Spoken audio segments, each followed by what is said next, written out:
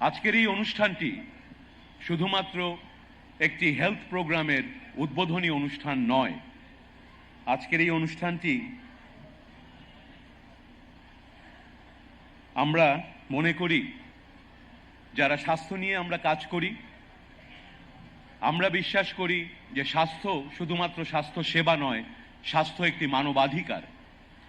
এবং এই মানবাধিকার আমরা যে সুস্বাস্থ্যের বাংলাদেশ, আমরা যে বাংলাদেশ গড়ে তুলতে চাই যেখানে জনগণের কল্যাণের জন্য আমরা কাজ করব, এবং বিশেষ করে সেই জনগণ, সেই নাগরিকরা যারা সবচেয়ে সুবিধা বঞ্চিত, সেই নাগরিকের জন্য বর্তমানে আমাদের প্রধানমন্ত্রী জনাব তারেক রহমানের নেতৃত্বে গঠিত সরকারের যে কমিটমেন্ট হিউম্যান রাইটসের প্রতি, যে কমিটমেন্ট সমাজের পিছিয়ে পড়া জনগোষ্ঠীর প্রতি, যে কমিটমেন্ট নাগরিক অধিকার নিশ্চিত করার প্রতি, আজকের এই অনুষ্ঠানটি এমন একটি সম্ভাবনার দ্বার খুলে দিবে যেখানে আমাদের এই কর্মসূচিগুলো শুধু স্বাস্থ্য কর্মসূচি না থেকে একটি মানবাধিকার হিউম্যান রাইটস প্রোগ্রাম হিসেবে বিবেচিত করা যেতে পারে।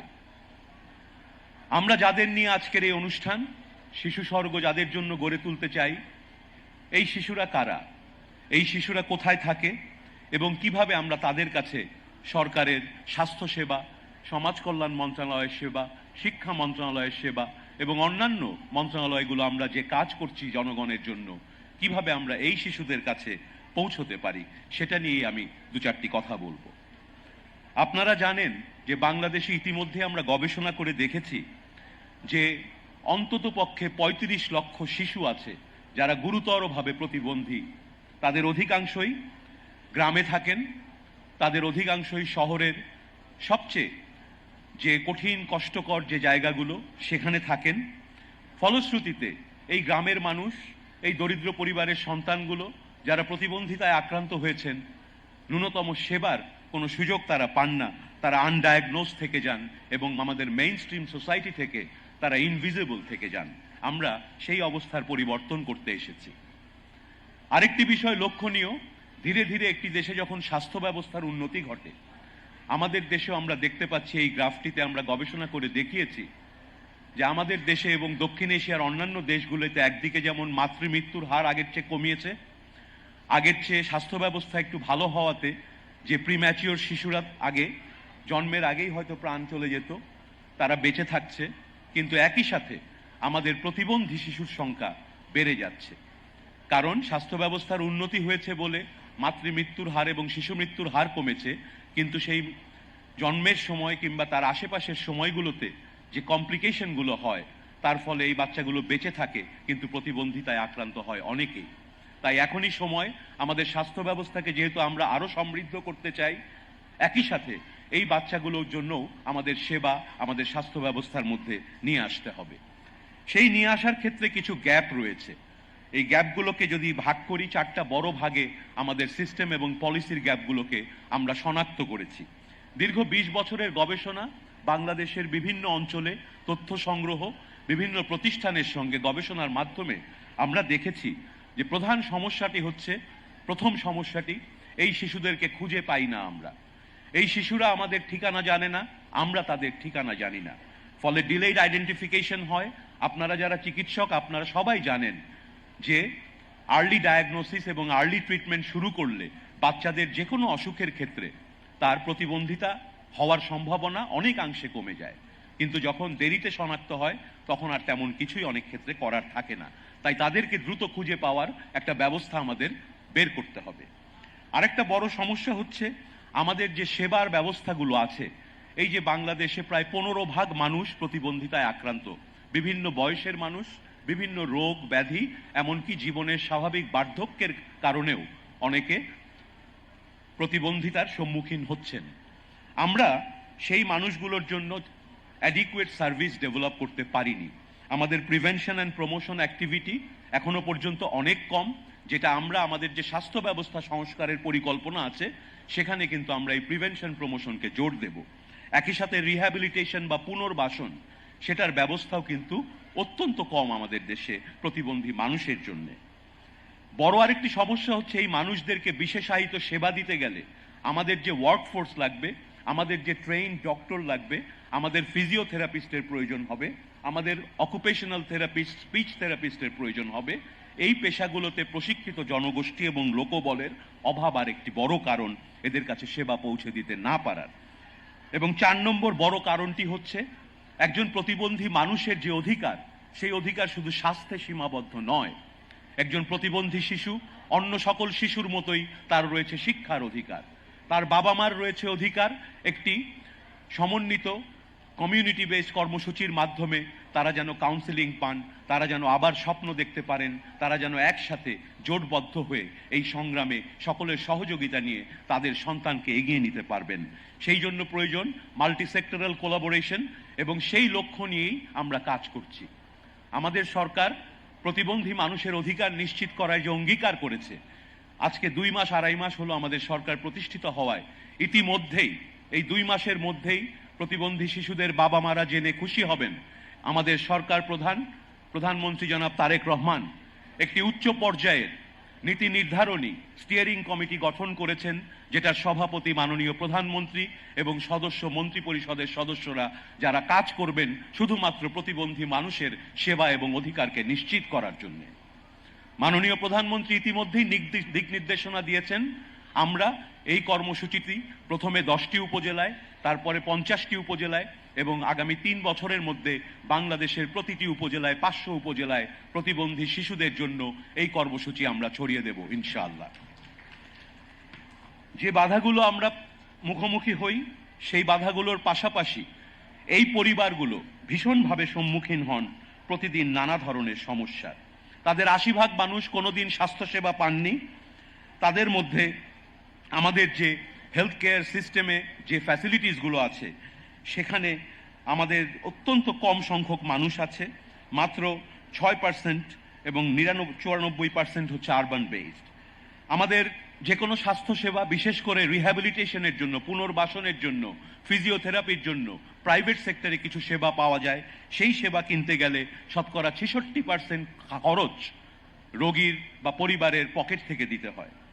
স্কুল এবং সমাজে এই প্রতিবন্ধী শিশুদের কোনো জায়গা আমরা দিতে পারছি না। ভালো একটি স্কুলে প্রতিবন্ধী শিশুরা গেলে অন্য শিশুদের বাবা মারা বলে, আমার বাচ্চাকে এই স্কুলে রাখবো না।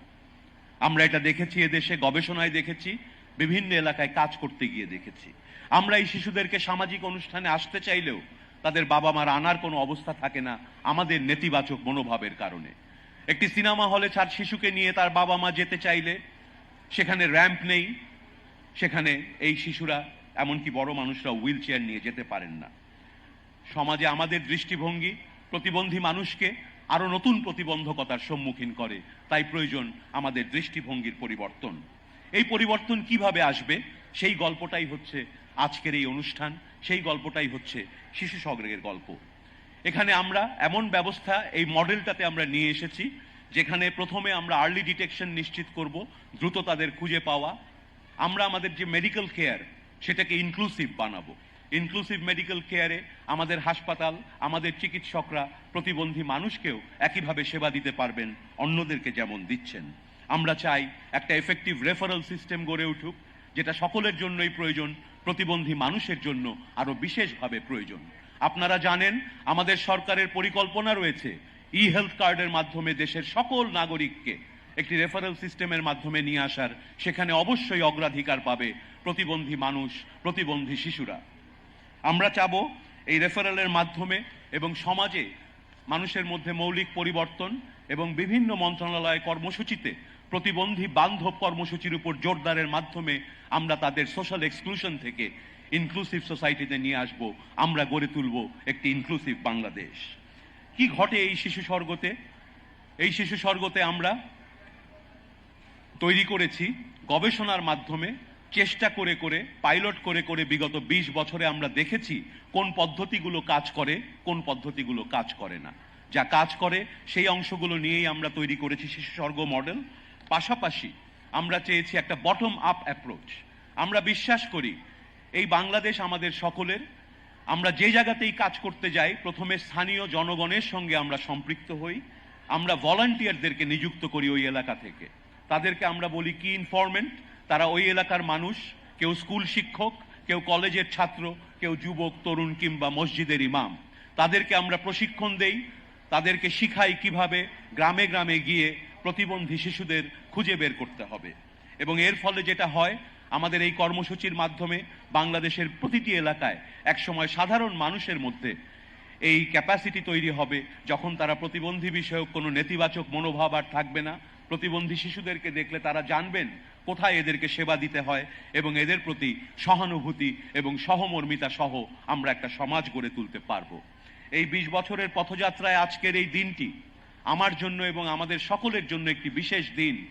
আমরা যে স্বপ্ন দেখতাম, আজকে আমাদের মাননীয় প্রধান অতিথি, যিনি নিজেও একজন চিকিৎসক, আমি দীর্ঘদিন ধরে দেখেছি এই প্রতিবন্ধী শিশুদের প্রতি, প্রতিবন্ধী জনগোষ্ঠীর প্রতি তার যে মমত্ববোধ এবং আগ্রহ, তিনি যেভাবে উৎসাহ দেন এই কাজগুলোকে, এর ফলেই সম্ভব হচ্ছে আজকে যে কাজগুলো আমরা ক্ষুদ্র পরিসরে করতাম, আমাদের সরকারের পক্ষ থেকে, স্বাস্থ্য মন্ত্রণালয়ের পক্ষ থেকে আজকে এই মহতী উদ্যোগ নেওয়া হয়েছে, যাতে দেশের প্রতিটি অঞ্চলে এই পদ্ধতিতে সেবা আমরা পৌঁছে দিতে পারি। তাই আমি ধন্যবাদ এবং কৃতজ্ঞতা জানাই আমাদের আজকের প্রধানমন্ত্রী এবং প্রধান অতিথিকে। কি ঘটে এই জায়গাগুলোই, এই স্লাইডগুলোতে একটু লক্ষ্য করলে দেখবেন, পাশের স্টলগুলোতেও যে কাজগুলো হচ্ছে, মূলত আমরা এই একই পদ্ধতিতে গ্রামীণ সমাজে একটা জায়গায় একটা সেন্টার গড়ে তুলি, যেখানে একদিকে তার স্বাস্থ্যসেবার মাধ্যমে তার জার্নিটা শুরু হয়, কিন্তু তার চেয়ে বড় কথা, এই বাচ্চাদেরকে আমরা একটা রেজিস্টার তৈরি করি, যাতে এই রেজিস্টারের মাধ্যমে আমরা সমাজ কল্যাণ মন্ত্রণালয়কে রেজিস্টার দেই, যাতে ওনারা জানতে পারেন ওই এলাকায় প্রতিবন্ধীদের সংখ্যা এবং ধরন, এবং ওনাদের সেবাগুলোর জন্য ওনারা ব্যবস্থা গ্রহণ করতে পারেন। একইভাবে শিক্ষা মন্ত্রণালয়ের সঙ্গে আমরা যোগাযোগ করে তাদের সঙ্গে এদেরকে রেফারেলের মাধ্যমে লিঙ্কেজ করে দেই। ফলশ্রুতিতে সকলের সম্মিলিত প্রচেষ্টায় আমরা দেখেছি যে তাদের মধ্যে দ্রুত ইতিবাচক পরিবর্তন আসে। আগে আমরা যখন গ্রামে যেতাম, যে প্রতিবন্ধী বাচ্চার সঙ্গে আমাদের দেখা হতো, সেই বাচ্চাটিকে যখন জিজ্ঞেস করতাম তার বাবা মাকে, জীবনে হয়তো কোনোদিন সে ডাক্তারকে দেখায়নি, যদি দেখিয়েও থাকে প্রথম ডাক্তার দেখানোর বয়স 8 বা 10 বছর। এই প্রোগ্রামের মাধ্যমে ওই এলাকাগুলোতে আমরা জনসচেতনতা এবং স্বেচ্ছাসেবীদের প্রশিক্ষণের মাধ্যমে এখন মাত্র 8 মাস বয়সের শিশুরাও ওখানে প্রতিবন্ধিতা হলে দ্রুত গতিতে এই শিশু স্বর্গের সঙ্গে যোগাযোগ করে। একই সাথে আমরা দেখেছি এই কম বয়সী শিশুদেরকে থেরাপির মাধ্যমে যে বাচ্চাটা বসতে পারতো না, সে বসতে পারে, হাঁটতে পারে এবং চলতে পারে। আমরা দেখেছি এই আউটকামগুলো পজিটিভ হয় যদি আমরা নিয়মিত এই আর্লি ইন্টারভেনশন দিতে পারি, এবং এই ইন্টারভেনশন যদি মাল্টিডিসিপ্লিনারি টিমের মাধ্যমে দেওয়া হয়, কারণ এই শিশুদের অনেকেই মাল্টিপল ডিসেবিলিটি আক্রান্ত হন। তারা হয়তো একই সঙ্গে চোখেও দেখছেন না, কানেও শুনতে পাচ্ছেন না, শারীরিক অঙ্গ প্রত্যঙ্গ অবশ রয়েছে। তাই মাল্টিডিসিপ্লিনারি টিমের মাধ্যমে আমরা তাদেরকে প্রশিক্ষণ দিয়ে ধীরে ধীরে ইমপ্রুভমেন্ট দেখতে পেয়েছি। সর্বশেষ যে কাজটি আমরা করি, আমরা বলি এমপাওয়ার, মাদার পাওয়ার, কারণ এই বাচ্চাদের জন্য সবচেয়ে কষ্ট করেন তাদের মায়েরা। তারা সামাজিকভাবে হেয় হয়ে যান, তাদেরকে পরিবারের পক্ষে সমর্থন দেওয়া হয় না। এই বাচ্চাকে কোলে পিঠে করে তারা মানুষ করেন। বাচ্চাগুলোর বয়স যখন বাড়তে থাকে, 12-13 বছর হয়, এই বাচ্চাগুলোকে কোলে করেও মারা কোথাও নিয়ে যেতে পারেন না। দিনের পর দিন, বছরের পর বছর এই মায়েরা অন্ধকার ঘরে এই বাচ্চাদেরকে নিয়ে একা একা বসে থাকেন। আমরা এই কর্মসূচির মাধ্যমে এই মায়েদেরকে একত্রিত করছি, মায়েদের মধ্যে আমরা গ্রুপ ফরমেশন করছি, মাদার্স গ্রুপ, এবং আমরা দেখেছি এই মাদার্স গ্রুপে আসার পর এই মায়েরা যে ছিলেন বিষণ্ণতায় ভুগতেন, ডিপ্রেস থাকতেন, হতাশায় ভুগতেন, আজ তারা আবার স্বপ্ন দেখছেন, একজন আরেকজনকে সাপোর্ট দিচ্ছেন, সকলে মিলে জীবনের নতুন পরিকল্পনা করছেন নিজের জন্য এবং তার শিশুর জন্য। আমরা সেই পথেই হাঁটতে চাই, যে পথে বাংলাদেশের সব অবহেলিত মানুষ ঐক্যবদ্ধভাবে সামনে এগিয়ে যাবে, আমরা তাদের সহযোগিতা করব মাত্র। প্রিয় সুধী মণ্ডলী, আমি আজকে যেই প্রোগ্রামটি আপনাদের সামনে তুলে ধরলাম, এই শিশু স্বর্গ প্রোগ্রামটি আমরা যখন দেশের বিভিন্ন প্রান্তে নিয়ে যাব অচিরেই, তখন আমরা 6টি ধাপে প্রত্যেক উপজেলায় এই কাজটি করব। প্রথম ধাপে আমরা কমিউনিটি বেসড কেস ডিটেকশন করব, যেটা বলেছি ইতিমধ্যেই, সাধারণ নাগরিক স্বেচ্ছাসেবীদের মাধ্যমে। দ্বিতীয় কাজটি হবে তাদেরকে রেজিস্ট্রেশন করে সিস্টেমেটিকভাবে তাদেরকে ক্লিনিক্যাল অ্যাসেসমেন্ট এবং ওভারঅল অ্যাসেসমেন্টের মাধ্যমে প্রত্যেক বাচ্চার জন্য একটা ইন্ডিভিজুয়াল কেয়ার প্ল্যান আমরা তৈরি করব, তার কি কি প্রয়োজন এবং কিভাবে লাগবে, এবং সেইভাবে তাদের আগানো হবে। তৃতীয় ধাপে সেই প্ল্যান অনুযায়ী তাদেরকে ইন্টারভেনশন দেওয়া হবে, থেরাপি দেওয়া হবে, এবং চতুর্থ ধাপে আমরা এই ফ্যামিলি সেন্টার্ড গ্রুপ রিহ্যাবিলিটেশন বলে একটা কাজ করি, যেখানে এই বাচ্চারা এবং মায়েরা গ্রুপে রিহ্যাবিলিটেশন থেরাপি সম্পর্কে জানতে পারেন, বাচ্চারা থেরাপিটা রিসিভ করেন, মায়েরা প্রশিক্ষণ পান কিভাবে বাকি সপ্তাহের দিনগুলোতে বাচ্চাকে ব্যায়াম করাবেন। সেই থেরাপি দেওয়ার ফলে যেদিন তারা সেন্টারে আসেন না সেদিনও মা বাচ্চাকে থেরাপিটা কন্টিনিউ করতে পারেন। 5 নম্বর কম্পোনেন্টে আমরা কেয়ার গিভারদের ট্রেনিং দেই, একে অপরের পিয়ার সাপোর্টের ব্যবস্থা করি এম্পাওয়ারের মাধ্যমে। এবং ষষ্ঠ এবং সবচেয়ে দীর্ঘমেয়াদী গুরুত্বপূর্ণ কাজটি হচ্ছে 6 নম্বর কম্পোনেন্ট, যেখানে কমিউনিটি লেভেলে এই ভলান্টিয়াররা তাদের সঙ্গে যোগাযোগ রেখে ফলো আপ দেন এবং আমরা রেফারেল লিঙ্কেজ তৈরি করি এডুকেশন, সোশ্যাল ইন্টিগ্রেশন এবং সোশ্যাল রিহ্যাবিলিটেশনের জন্য। এই সমস্ত কাজে আমাদের মূল প্রিন্সিপাল থাকবে 3টি। একটি হচ্ছে আমরা একটা জাতীয়ভাবে এই প্রতিবন্ধী শিশুদের একটা রেজিস্টার গড়ে তুলব, যাতে তারা বিভিন্ন ধরনের সরকারি সেবায় সেই রেজিস্টারের মাধ্যমে আমরা তাদেরকে দেখে রাখতে পারি, তারা আমাদের মধ্যে যোগাযোগ থাকে। আমরা প্রতিটি পর্যায়ে আমাদের স্বাস্থ্য মন্ত্রণালয়, সমাজ কল্যাণ, শিক্ষা, সকল মন্ত্রণালয়ের যে মাঠ পর্যায়ের কর্মকর্তা এবং কর্মীরা আছে তাদেরকে আমরা প্রতিবন্ধী বান্ধব হিসেবে শর্ট ট্রেনিং এর ব্যবস্থা করব, ক্যাপাসিটি বিল্ডিং এর ব্যবস্থা করব, যাতে আমাদের সরকারি সিস্টেমে তাদের সহজে আমরা গ্রহণ করতে পারি। এবং শেষ কাজটি আমরা করব, এই প্রতিটি বাচ্চার জন্য অ্যাসিস্টিভ ডিভাইস যাদের প্রয়োজন হবে, কারো হুইল চেয়ার লাগবে, কারো আর্টিফিশিয়াল লিম্ব লাগবে, আমরা সেই জিনিসগুলো দেশে প্রতিষ্ঠা করে দেশজ উপাদান দিয়ে দেশি কারখানায় তৈরি করে লক্ষ লক্ষ এই শিশুদের হাতে পৌঁছে দিতে পারবো এই শিশু স্বর্গের মাধ্যমে ইনশাআল্লাহ। সবশেষে আমি আপনাদেরকে আহ্বান জানাবো, আমাদের এই কর্মসূচিটিকে আপনারা মনে প্রাণে গ্রহণ করুন এবং সামাজিকভাবে প্রতিবন্ধী মানুষের প্রতি আমাদের মনোভাবকে আসুন আমরা পরিবর্তন করি। আমরা তাদের অক্ষমতা নয়, প্রতিবন্ধিতা নয়, তাদের সক্ষমতার দিকে তাকাই। এই বলে আমি আমার বক্তব্য শেষ করছি। আজ এখানে অত্যন্ত গুরুত্বপূর্ণ কয়েকজন বক্তা আমাদের সঙ্গে প্যানেলিস্ট হিসেবে আছেন। আমরা তাদের কাছ থেকে ছোট করে গুরুত্বপূর্ণ কিছু বক্তব্য শুনব এই প্রোগ্রাম সম্বন্ধে এবং সরকারের যে দায়িত্বগুলোয় ওনারা আছেন, যেই মন্ত্রণালয়ে, সেখান থেকে ওনারা কিভাবে আমরা একসাথে আরো এই কাজগুলো করতে পারি সেই সম্পর্কে দিক নির্দেশনা আশা করব। মাননীয় প্রধান অতিথির কাছ থেকে আমরা আজকে উৎসাহব্যঞ্জক শব্দমালা শুনব। তিনি আমাদের আগে উৎসাহ দিয়েছেন, আমি আবারও তার প্রতি কৃতজ্ঞতা এবং আপনারা যারা কষ্ট করে এই অনুষ্ঠানে আছেন এতক্ষণ ধরে আপনাদেরকে কৃতজ্ঞতা ধন্যবাদ জানিয়ে আমার বক্তব্য শেষ করছি। আসসালামু আলাইকুম।